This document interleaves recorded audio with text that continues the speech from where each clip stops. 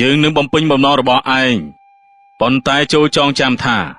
បើចង់ខ្លាយជាអ្នកមានវាមិនងាយស្រួលនោះទេយើងនឹងមិនប្រាប់ឯងឡើយថាត្រូវធ្វើយ៉ាងណានោះដើម្បីខ្លាយជាអ្នកមានឯងត្រូវរៀនស្វែងយល់ដោយខ្លួនឯងចុះអាយយគ្រាន់តែច្រៀងលេងសោះហើយបើពីរោះមិនពីរោះមិនក៏មិននិយាយគ្នាទៅអើយចាំបាច់មកស្វាគមន៍ដោយផ្លែដូងបែបនេះអីប៉ុន្តែគ្មានមនុស្សនៅក្បែរខ្ញុំទេហើយអាផ្លែដូងនេះវាជ្រុះមកពីលើដើមដោយខ្លួនឯងតែក៏ល្អម្យ៉ាងដែរវាធ្លាក់ចូលនៅក្នុងបរិវេណផ្ទះរបស់ខ្ញុំដូច្នេះដូងនេះត្រូវតែជារបស់ខ្ញុំហើយណែនេះសុងយើងខំទុកចិត្តឯងដូចជាសាច់ញាតិរបស់យើងព្រោះយើងគិតថាឯងជាអ្នកចិត្តខាងតែយើងមិននឹកស្មានថាឯងនេះមកប្រើវិធីនេះបោកប្រាស់ដណ្ដើមយកកាក់មាសដែលទេវតាជាអ្នកប្រទានឲ្យយើងសោះបិទមាត់ស្អុយរបស់ឯងទៅហើយចាចេញពីផ្ទះរបស់យើងភ្លាមទៅយើងបានទិញដូងទាំងអស់នេះពីឯងទៅហើយដូច្នេះកាក់មាសដែលនៅក្នុងដូងនោះវាក៏ជារបស់យើងដែរណា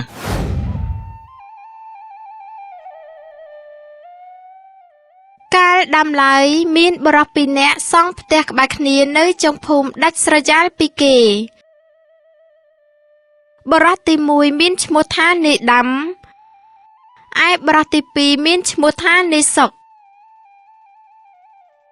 បរិសុទ្ធទាំងពីរនាក់នេះសង់ផ្ទះក្បែរជើងភ្នំហើយពួកគេសុទ្ធតែមានប្រពន្ធរៀងខ្លួននេដាំមានប្រពន្ធមិនសប្បាយចិត្តឡើយព្រោះតែមានជីវភាពក្រលំបាកខ្លាំងពេកជារៀងរាល់ថ្ងៃពួកគេរស់នៅទាំងភាពស្រេកឃ្លានដូច្នេះហើយនេដាំតែងតែលើកដៃបួងសួងដល់ទេវតាសូមឲ្យគាត់ក្លាយជាអ្នកមានទ្រព្យសម្បត្តិស្ដុកស្ដំទេវតាអើយសូមលោកមេត្តាករណាដល់ខ្ញុំបាទនេដាំផងពេលនេះកូនចៅក្រលំបាកខ្លាំងណាស់ស្ទើរតែគ្មានបាយហូបទៅហើយកូនចៅមិនប្រាថ្នាអ្វីច្រើនឡើយគឺកូនចៅសូមត្រឹមតែបានរស់នៅសុខស្រួលមានអាហារហូបគ្រប់គ្រាន់ប៉ុណ្ណឹងកូនចៅសប្បាយចិត្តណាស់ទៅហើយសូមទេវតាជួយបំពេញបំណងប្រាថ្នាដល់កូនចៅផងទៅការបួងសួងរបស់នេដាំបានលើដល់ទេវតាម្នាក់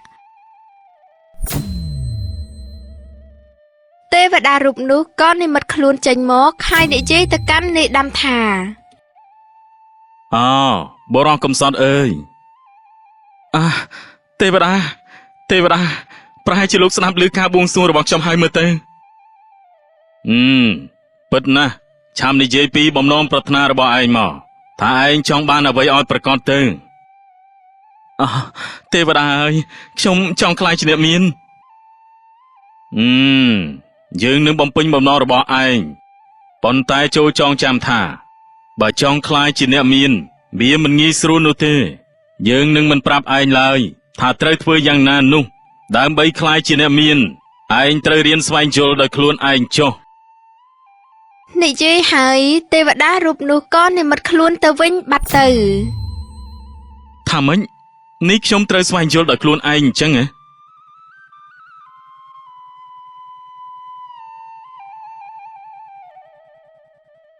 នៅទីធ្លាជុំវិញផ្ទះនេដាំមានដាំដូងជាច្រើនដែលមានផ្លែដូងយ៉ាងច្រើនស្កេស្កាប៉ុន្តែនេដាំមិនខ្វល់ខ្វាយនឹងផ្លែដូងទាំងអស់នោះឡើយឃើញបែបនេះប្រពន្ធរបស់គេក៏និយាយទៅកាន់ប្តីថាអ្នកផ្លែដូងទាំងអស់នេះវាចិត្តទុំអស់ហើយហេតុអីក៏អ្នកមិនបេះវាយកទៅលក់ទៅអ្នកក្រែងបានប្រាក់ខ្លះគ្រាន់ដោះស្រាយជីវភាពគ្រួសារបានខ្លះហើយស្លាប់ហើយអ្នកឯនេះកុំទៅគិតអារឿងផ្លែដូងនឹងអីទ្រាំតែបន្តិចទៀតទៅពួកយើងនឹងខ្លាយជាអ្នកមានជាពុំខានចាំតែមើលទៅចុះនេដាំមិនបានដឹងថាទេវតាប្រទានសំណាងដល់គាត់នៅក្នុងផ្លែដូងនោះឡើយទេវតាប្រើវិធីនេះព្រោះចង់សាក់ចិត្តនេដាំលុះព្រឹកស្អែកឡើងប្រពន្ធនេដាំក៏និយាយទៅកាន់ប្តីថាអ្នកពិតជាចម្លែកណាស់កាលពីម្សិលមិញនេះដូងនេះមើលទៅតូចសោះស្រាប់តែថ្ងៃនេះវាធំឡើងអាចបេះយកទៅលក់បានតើអ្នកគិតអញ្ចឹងអត់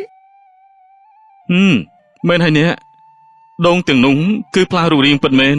ហេតុអីក៏ស្រាប់តែធំយ៉ាងនេះណោះបានចឹងអ្នកឆាប់ឡើងទៅបេះយកដូងទាំងនោះមកហើយយកវាទៅលក់នៅឯផ្សារថាម៉េចឲ្យខ្ញុំឡើងបេះវានៅពេលនេះហ៎ អូទេថ្ងៃនេះខ្ញុំមិនស្រួលខ្លួនទេចាំថ្ងៃស្អែកទៅណានេះ ប៉ុន្តែដងទាំងនេះនឹងត្រូវទុំទាំងអស់បើសិនជាអ្នកចេះតែអូសបន្លាយពេលវេលាទៀតនោះវាមិនរកចាំអ្នកឡើយ អាយខ្ញុំបានប្រាប់អ្នកហើយថាចាំថ្ងៃស្អែកទៅថ្ងៃនេះខ្ញុំគ្មានអារម្មណ៍ធ្វើការទេហើយយ៉ាងណាក៏ដងទាំងអស់នោះវាមិនរត់ទៅណាដែរណាហើយកុំទៅយកចិត្តទុកដាក់នឹងអាផ្លែដូងគ្មានបានការអីអ្នកនៅនឹងផ្ទះហើយខ្ញុំទៅរកមើលគេជុលមន់បន្ធូរអារម្មណ៍បន្តិចសិនណា និយាយហើយនាយដាំក៏ធ្វើដំណើរទៅបាត់ទៅ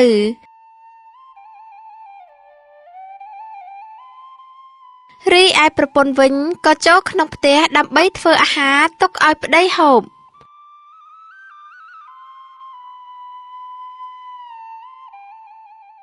ឈប់សិន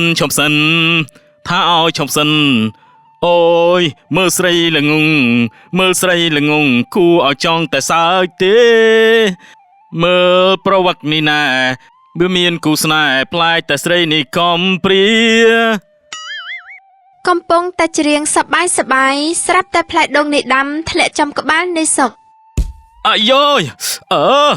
គ្រាន់តែច្រៀងលេងសោះហើយបើពីរោះមិនពីរោះមិនក៏មិននិយាយគ្នាទៅអើយចាំបាច់មកស្វាគមន៍ដោយផ្លែដូងបែបនេះអីប៉ុន្តែគ្មានមនុស្សនៅក្បែរខ្ញុំទេហើយអាផ្លែដូងនេះវាជ្រុះមកពីលើដើមដោយខ្លួនឯងតែក៏ល្អម្យ៉ាងដែរវាធ្លាក់ចូលនៅក្នុងបរិវេណផ្ទះរបស់ខ្ញុំដូច្នេះដូងនេះត្រូវតែជារបស់ខ្ញុំហើយ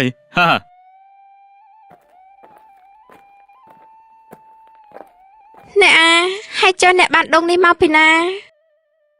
អត់អ្នកស្ដាប់បងណាអាដូងនេះវាធ្លាក់មកពីដើមដូងរបស់នាយដាំហើយក៏ចូលមកក្នុងដីរបស់យើងនឹងណា បានអញ្ចឹងយើងគួរតែប្រាប់គេទៅ ហេតុអីទៅអានេះរបស់អ្វីក៏ដោយឲ្យតែវាធ្លាក់ចូលមកដល់ក្នុងដីយើងហើយគឺជារបស់យើងទាំងអស់នឹងកុំតែខ្វល់ច្រើនពេកណាហើយអ្នកឆាប់យកដូងនេះទៅកាប់ទៅខ្ញុំកំពុងតែស្រេកទឹកផងចំបៃក៏យកដូងនោះទៅកាប់ស្រាប់តែក្នុងដូងនោះមានកាក់មាសអ្នកអានេះមើលនេះណាដូងនេះមានកាក់មាស ពិតជាកាក់មាសមែនពិតជាប្រសើរណាស់បើខ្ញុំស្មានមិនខុសទេណាផ្លែដូងរបស់នាយដាំទាំងអស់ណាច្បាស់ជាមានកាក់មាសជាពំខានទេ អ្នកសាក់ក៏តែមើលថាបើយើងប្រមូលបានកាក់មាសទាំងអស់នេះនោះយើងច្បាស់ជាខ្លាចជាអ្នកមានមិនខាន អាយ៉ាប្រកាសហើយនេះព្រោះនាយដាំមិនបានដឹងថានៅក្នុងផ្លែដូងរបស់គេនេះមានកាក់មាសបែបនេះនោះទេអ្នកគួរតែមានមោទនភាពហើយដែលមានប្តីឆ្លាតដូចជាបងណាអាកាសធាតុថ្ងៃនេះល្អខ្លាំងណាស់មែនដែរទេនាយដាំប៉ុន្មានហើយនាយសុងធាតុអាកាសប្រហែលថ្ងៃនេះល្អខ្លាំងណាស់អាណានិយាយអញ្ចឹងមើលតែផ្លែដូងរបស់នាយល្មមបែរហើយបើសិនជាទុកតែបន្តិចទៀតនឹងប្រកាសជាចាស់បោះចោលជាមិនខានទេនាយគួរតែបេះវាលក់ហើយអើយបើស្អីខ្ញុំគ្មានអារម្មណ៍ធ្វើការទេ អ្នកសុកក៏ដឹងដែរថាប្តីរបស់ខ្ញុំនេះខ្ជិលយ៉ាងណានោះដូច្នេះមិនចាំបាច់រងចាំគាត់ទេ បើតាមខ្ញុំគិតប្រហែលជានាយខ្លាចខ្ពស់ហើយមើលទៅវាមិនមែនមនុស្សទាំងអស់នោះទេដែលអាចធ្វើការងារនេះបានណាបើសិនជានាយចង់ទិញចាំខ្ញុំឲ្យក៏បានដែរប៉ុន្តែមិនមែនពេលនេះនោះទេចាំមើលពេលណាដែលខ្ញុំមានអារម្មណ៍ល្អសិនទៅមិនអីទេខ្ញុំអាចឡើងបេះផ្លែដូងនោះបានដោយខ្លួនឯងណាមិនចាំបាច់រំខានដល់នាយឡើយហើយបើសិនជានាយយល់ព្រមណាខ្ញុំនឹងទិញផ្លែដូងរបស់នាយទាំងអស់នឹងកុំគិតច្រើនអីលក់ផ្លែដូងទាំងអស់នោះមកឲ្យខ្ញុំមកណាហើយអ្នកទាំងពីរក៏មិនចាំបាច់រស់ទាំងភាពស្រីឃ្លានតទៅទៀតដែរខ្ញុំនឹងឲ្យនាយនៅតម្លៃទ្វេដងណាសូមឲ្យតានាយព្រមលក់ចុះថាម៉េចឲ្យតម្លៃមួយគុណជាពីរគ្មានអ្វីដែលខ្ញុំស្ទះស្ទើរចិត្តទៀតទេខ្ញុំយល់ព្រមលក់ដូងទាំងអស់នោះឲ្យតានាយហើយ ក្រោយពីនាយដាំព្រមព្រៀងលក់ផ្លែដូងឲ្យទៅនាយសុកហើយនាយសុកក៏ខិតខំប្រឹងឡើងបេះដូងគ្មានខ្លាចនឿយហត់ឡើយ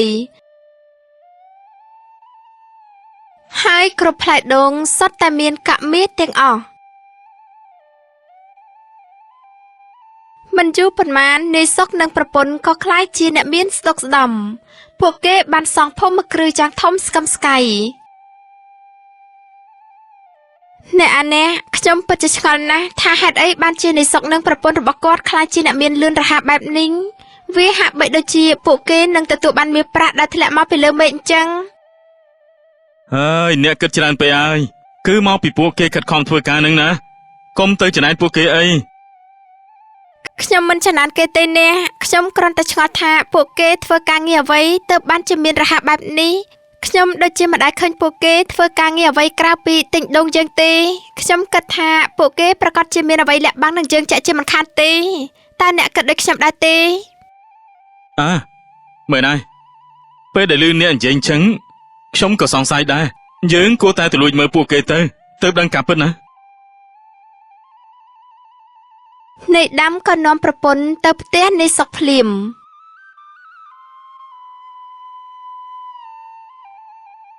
អ្នកអានេះថ្ងៃនេះតើអ្នកទិញដូងពីនៃដាំបានច្រើនទេអ្នក អូបានច្រើនគួរសមដែរតាអ្នក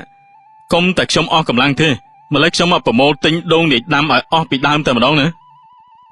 កុំខំពេចអ្នកធ្វើតាមសម្រួលទៅព្រោះប្តីប្រពន្ធទាំងពីរអ្នកនោះមិនបានដឹងថាផ្លែដូងរបស់ពួកគេមានកាក់មាសឡើយអញ្ចឹងអ្នកឆាប់កាប់ដូងទាំងនោះទៅអ្នកខ្ញុំនឹងអាំងបានប្រមូលមាសប្រាក់ទាំងនោះយកទៅទុកដាក់អ្នកស្ដាប់ឮដែរទេផ្លែដូងរបស់យើងមានកាក់មាសនៅក្នុងនោះ បើអញ្ចឹងមានន័យថាកាក់មាសទាំងអស់នោះគឺជារបស់យើងហើយមែនទេ និយាយហើយនាយដាំក៏ដើរសម្ដៅទៅរកពីអ្នកប្តីប្រពន្ធនោះ ណែនាយសុងយើងខំទុកចិត្តឯងដូចជាសាច់ញាតិរបស់យើងព្រោះយើងគិតថាឯងជាអ្នកចិត្តខាងតែយើងមិននឹកស្មានថាឯងនេះមកប្រើវិធីនេះបោកប្រាស់ដណ្ដើមយកកាក់មាសដែលទេវតាជាអ្នកប្រទានឲ្យយើងសោះអូនេះឯងកំពុងតែនិយាយស្អីកាក់មាសស្អីហើយយើងទៅបោកប្រាស់ឯងតាំងពីពេលណាទៅហាឈប់សម្ដែងទៀតទៅយើងបានដឹងអស់ទៅហើយឯងគឺជាអ្នកបោកប្រាស់ទ្រាំសម្បត្តិរបស់ឯងទាំងអស់គឺជារបស់យើងទេហាបិទមាត់ស្អុយរបស់ឯងទៅហើយចាចេញពីផ្ទះរបស់យើងភ្លាមទៅយើងបានទិញដូងទាំងអស់នេះពីឯងទៅហើយដូច្នេះកាក់មាសដែលនៅក្នុងដូងនោះវាក៏ជារបស់យើងដែរណា